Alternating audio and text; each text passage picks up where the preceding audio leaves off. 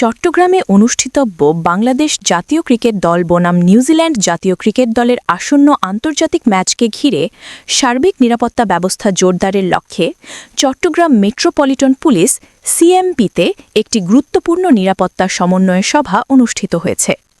আজ ১২ এপ্রিল ২০২৬ খ্রিস্টাব্দ বিকাল ৩টায় সিএমপির সদর দপ্তরস্থ দামপাড়া পুলিশ লাইন্সের সম্মেলন কক্ষে এ সভা অনুষ্ঠিত হয়।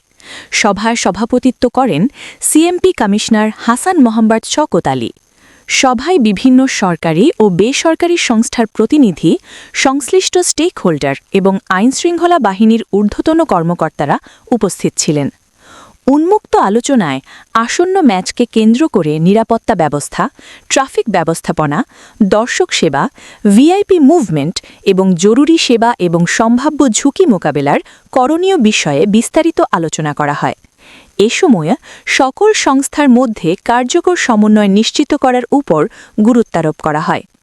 সভায় উপস্থিত ছিলেন সিএমপির অতিরিক্ত পুলিশ কমিশনার ট্রাফিক ও প্রশাসন অর্থ জনাব ওয়াহিদুল হক চৌধুরী, অতিরিক্ত police commissioner crime and operations জনাব মোহাম্মদ ফয়সাল আহমেদ, উপপুলিশ কমিশনার দক্ষিণ জনাব হোসেন মোহাম্মদ কবির ভূঁইয়া, উপপুলিশ কমিশনার ডিবি দক্ষিণ জনাব শেখ শরীফুল ইসলাম এবং উপপুলিশ কমিশনার ট্রাফিক উত্তর জনাব নিসার উদ্দিন আহমেদ সহ সিএমপির অন্যান্য ঊর্ধ্বতন কর্মকর্তাবৃন্দ এবং স্টেক হোল্ডার প্রতিনিধি।